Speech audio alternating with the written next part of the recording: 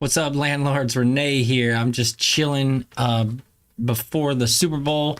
We have our landlording live coming up. I don't know if anybody's going to show up, so I figured I would jump on here as practice because eventually I'll figure this out. I might have to change the time. Let's see. Also, something else I was thinking of was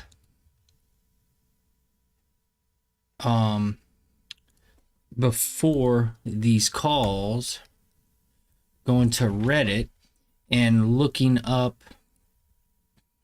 the landlord subreddit.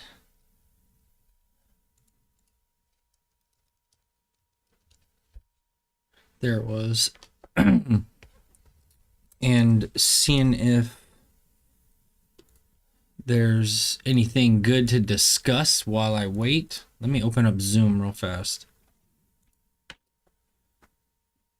Recording in progress.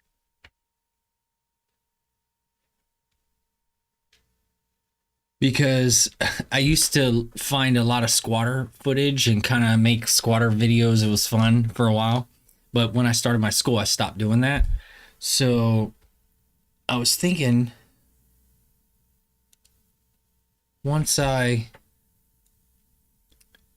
figure out these weekly landlording lives that I do, maybe I can go live more regularly on YouTube before I do the landlord live. And if nobody shows up, I can just keep staying. But I need something to talk about. So I know the landlord subreddit has a lot of, amateur landlords asking questions, getting like good and bad, feedback, advice. Most of it's bad. But what I was thinking about doing is critiquing one of the questions, what people are saying, why what they're saying is good or bad, and kind of maybe using that to pass the time. Let me see what I got here.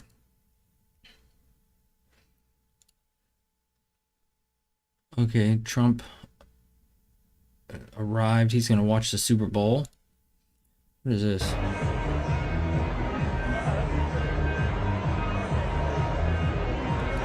Nothing.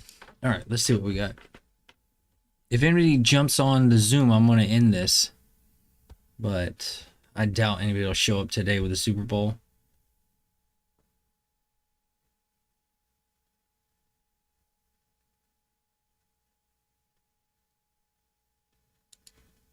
Let's see. 2 hours ago, somebody's talking about window coverings that are provided with the unit.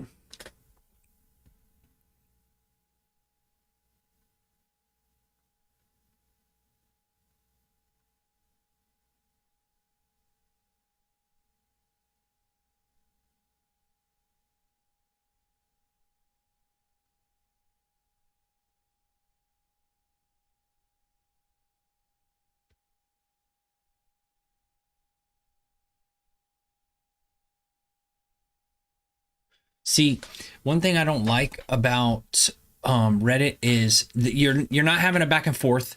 They ask a question and it's not structured in any type of way. The people, the admins that run the landlord subreddit and the real estate subreddit, sometimes they'll just remove your stuff. But in this case, they do have some structure with the title, at least. This is a landlord in the U.S. in Pennsylvania, and they tell the people to put landlord dash the state, I think. Like it would be landlord dash Florida. I don't know what this US is, but maybe they want people to put US. I don't know. In their description, they explain this.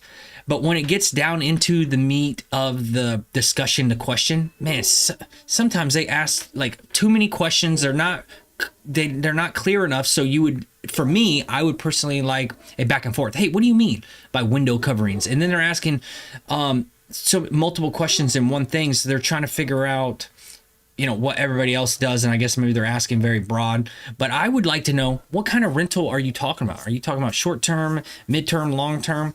I would also like to know, what's the class of the neighborhood? Is it like A class, B class, C class? Because a lot of that stuff would determine my advice. But without those extra good details, everybody just gives their own 2 cents below.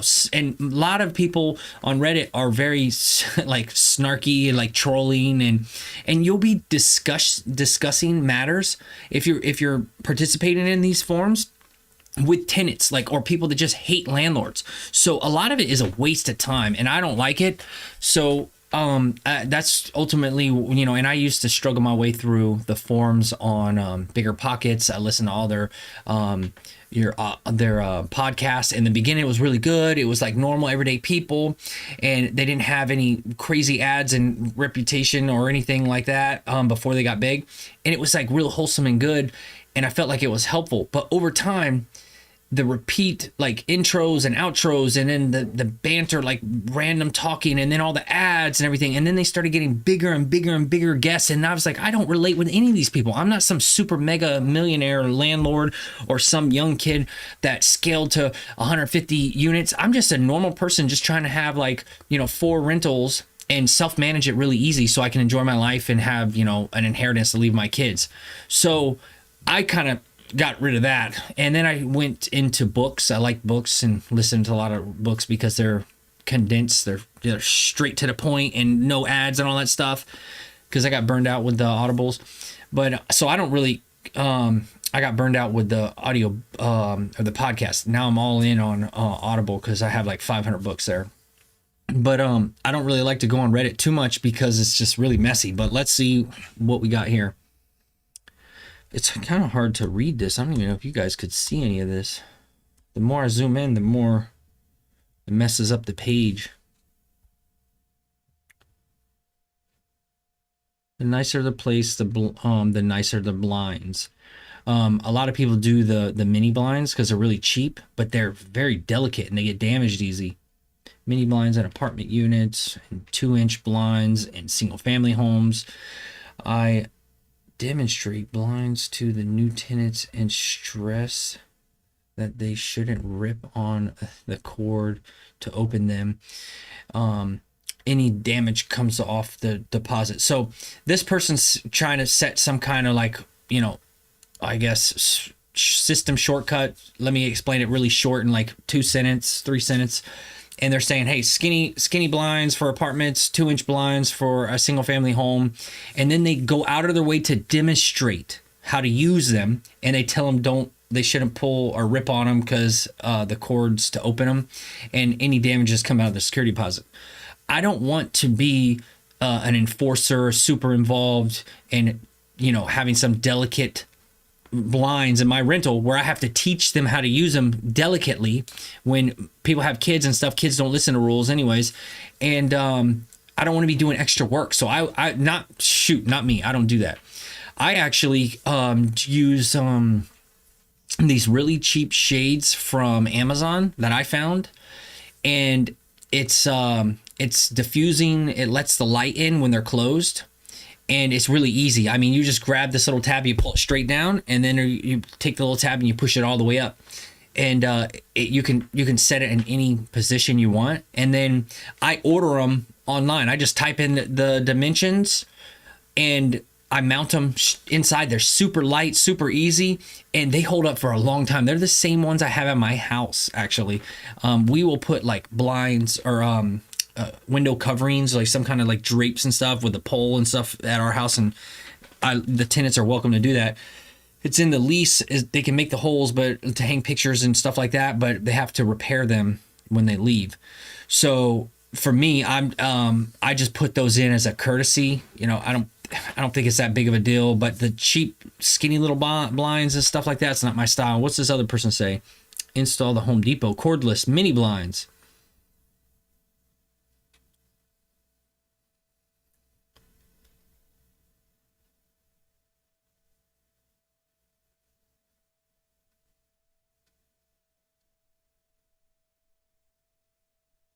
Okay, this is a top 1% contributor. I have 1 unit. I don't provide blinds. I did for many years. Tenants destroyed them, so I left well enough alone.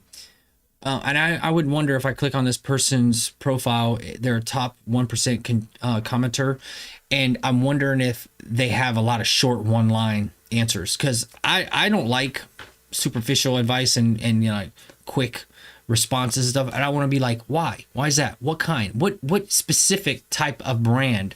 Where do you buy them? How much?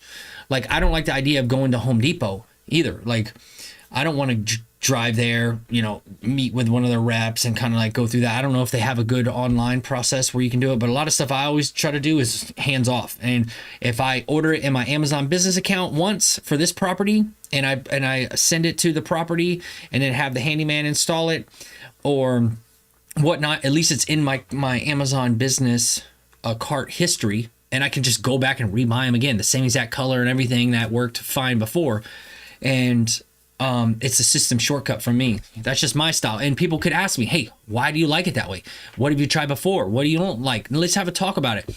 And then so far I haven't seen this person reply. So they ask a question, this big bad throwaway, my big bag throwaway. They ask a question and they haven't even started participating in the conversation, like, saying yay or nay or what's good about that or asking more questions. So I find myself not really liking Reddit, but there is lots of people struggling. Sometimes I try to help and I write long explanations to say, hey, this and this, and then, but I don't know your case, but what about this and that? And I put too much time into it. And then I get a bunch of downvotes because people are hating on people on Reddit. So I've kind of given up on them. But let's see what else we got here. What time is it? I got a few more minutes. Let's see. I use standard flux wood blinds from Lowe's or Home Depot. Those are more or less permanent, really. Then I get new IKEA sheer white curtains for like $5 a pair, soften the windows when I change tenants. I don't get that part.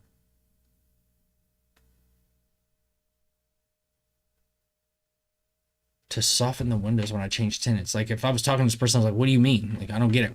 And I don't put the curtain rods up and stuff like that. I leave it to the tenants because I prefer a complete vacant home for photos. And when tenants want to, tour the place and they want to do a showing, because I don't want anything to be a detractor, because they might have their own style. They could be like more old timey, they like modern stuff. I don't know what their style is, but if I put something up there, it may not match, and they'd be like, I don't like it, and they're thinking like they have to leave them. Do they want to deal with taking it down?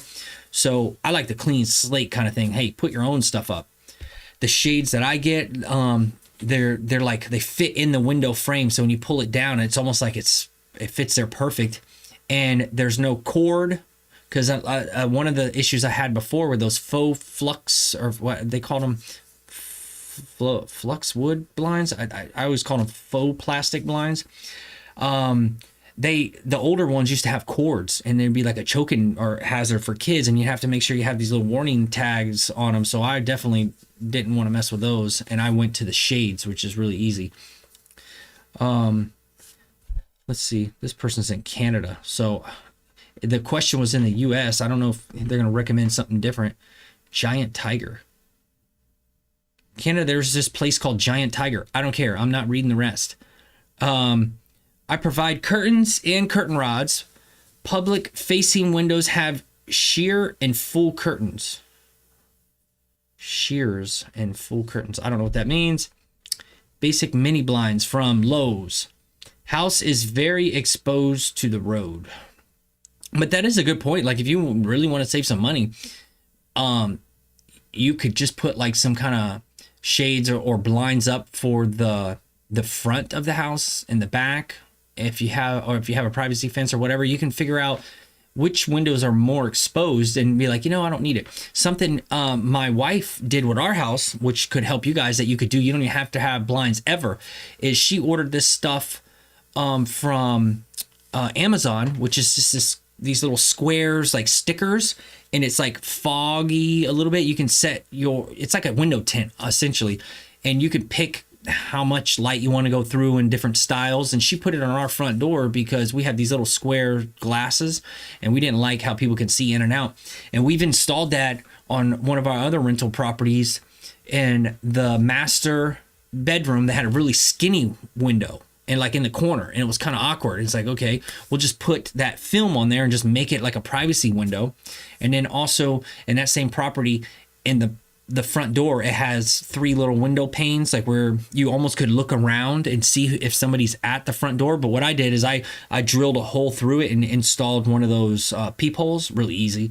You just read the directions. It says it recommends a bit size, and you make sure that the door is not too thick for whatever peephole you buy.